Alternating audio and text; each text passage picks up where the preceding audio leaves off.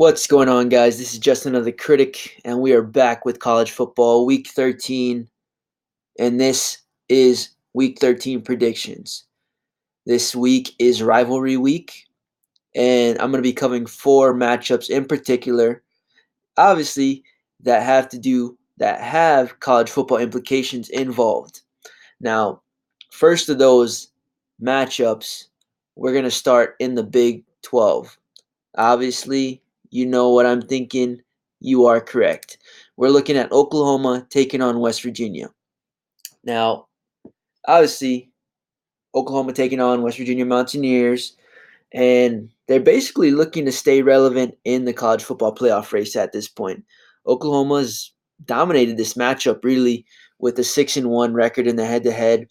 However, coming into this game, I do believe West Virginia has been a bit more consistent defensively throughout the year, not necessarily throughout the past week or so, but throughout the year they have been more consistent on the defensive side of the ball, and I believe that will play a big part in the outcome of this game. Now, as we already know, Kyler Murray, the guy is a video game. He's nearly unstoppable. But however, and we already know Oklahoma's defense is almost non-existent. They haven't stopped anyone, really. Even Kansas put up a hot 40 on them. And the OU defense, I mean, it may come as a surprise to most, but in this matchup, I think Will Greer and the weapons that he has on the outsides with his wide receivers and his running back has been playing better on a week-to-week basis. Oklahoma can't seem to stop anybody. And in this day and age, as they say, defense win championships. We've seen that in the past. Um, in this game, I think West Virginia just brings more to the table when it comes to defense. I'm not sure they're going to be able to stop Oklahoma. Really, no one's been able to do that this year. Teams have only been able to slow them down for, a quarter or two throughout the game, but you're not going to stop them forever. Kyler Murray's going to find the way. He's just too dynamic, too athletic, too instinctual. But my gut is telling me that West Virginia is going to come out with the win. I have my final score: West Virginia 51, Oklahoma 45, which ultimately ends the college football playoff conversation for the Big 12. That's kind of how I see it playing out. Moving along, we head into the Pac-12. And pretty much the biggest game in the Pac-12, simply because Washington State is the Pac-12's last hope in as far as getting into the college football playoff. Now, this is a big rivalry, if you can't tell. Both teams in the state of Washington. They call this the Apple Cup. But really, the last time Wazoo actually won this game was 6 years ago. Other than that, the Huskies have purely just dominated this head-to-head with the 8-2 record. Now, coming into the season, neither team did what was expected of them. Huskies expected to compete for this college football playoff. Now they're just, a subpar 8-win team looking to end up in a pretty decent bowl game.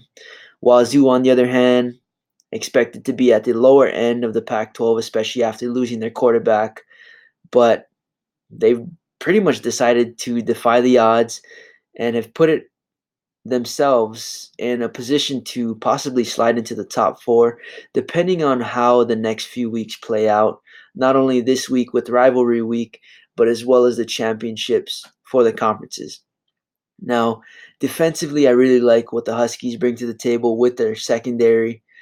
Jake Browning has been pretty much inconsistent for most of the year, but his wide receivers are freaking legit. Anytime you hear me talking about Washington and the Huskies, I always bring up the wide receivers because if you watch them play, I think a few of those guys are going to end up in the league. But even though Washington State has been on fire, for some reason, I just don't think they're going to get over the hump in this one. I think UW, I think they just it's just one of those rivalries where it's not really a rivalry. It's only a rivalry because it's an in-state game. but it's one of those things where Washington State hasn't been able to get over this hump, and it's been 6 years since they've done it. I don't think this will be the year. I'm honestly hoping they win, but I don't think they're going to be able to pull this one out. I do think it's going to come down to the wire, and I've got Washington winning 27-24. Um, Moving along, we head to the Iron Bowl. Obviously, wasn't going to miss out on this one. Now, specifically, I'm really just going to be honest here. I don't see Auburn winning this game on either sides of the ball. Auburn has been pretty much inconsistent all year long on both sides, defense and offense. I do credit their defense more so. They've been keeping them in games that they may have not even been in if the defense wasn't doing what they do. Um, Offensively, have just lacked creativity and haven't gotten the best play out of their quarterback in Jared Stidham. Defensively, we know that they've got some talent up front, but some of those guys pretty much faced and throughout the season have been playing through lingering injuries. You're not going to be getting 100% out of those guys. And if you take a look at last year's game, Auburn obviously won the game, but they were exposed in the pass game. The only factor that pretty much, decided that was Jalen Hurts. Jalen Hurts was unable to execute and take advantage of those opportunities. Um, as we all know, look, hindsight, looking at this season compared to last season, Jalen just he had the talent. He had Irv Smith. He had all the wide receivers that Tua has. He just wasn't able to, take advantage not only of the talent that he was surrounded by, but the opportunities that was given to him by the defense. And now, I don't see Tua making those same mistakes. And really, the only shot Auburn has at winning this is if Tua goes down hurt. Um, Simply, I've got Bama winning this game. My final score is Bama 48, Auburn 17. Now, the last matchup is probably the most important matchup of the week, and that is the Michigan Ohio State game. Really, the biggest matchup of the year in the Big Ten that has some of the most, that has pretty much, the biggest college football implications besides the Georgia and Alabama game, which will be the conference championship. Now, Ohio State, obviously a high scoring, high powered offense throughout the year. Um, Michigan, on the other hand, a very elite defense, very legit defense. These teams really pretty much polar opposites. Ohio State has pretty much struggled defensively for about 90% of this season. Michigan, on the other hand, has had success offensively, but really, I'm just not sold on their offense just yet. I do believe Karan Higdon is a solid running back.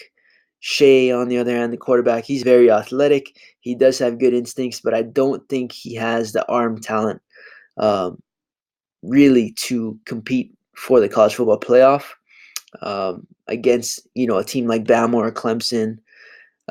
Like I said, he has good instincts, but he hasn't had to make very many tough throws throughout this season. Really, if you kind of go ahead and look at the film, most of the guys that he's been hitting, he's been throwing bombs or he's been hitting wide open guys. If you review the tape from last week, 2 of his touchdowns were just straight wide open players. I could have made those throws. You could have made those throws. But like I said, he's a great quarterback. He just hasn't had a chance to prove his I guess his arm just yet. And when we've seen him in the past playing in the SEC, he hasn't had success versus bigger opponents like Bama and whatnot. Now, returning the topic in this matchup, um, like I said, offense versus defense. Defensively, I'm not 100% sold on Michigan's secondary. Statistically, they are the nation's best pass defense. However, when you break it down and you take a look at who this pass defense is playing against, Big Ten really isn't known for its pass I guess, offense, so to say. Not necessarily a air raid or the best quarterbacks are coming out of the Big Ten. And we really haven't seen Michigan play a complete quarterback like Haskins. I mean, a lot of people are going to make the argument that he played McSorley. Yeah, they did play McSorley, but we all know McSorley wasn't 100% in that game. He was, running around with his knee brace, and you could tell that was limiting him in his game.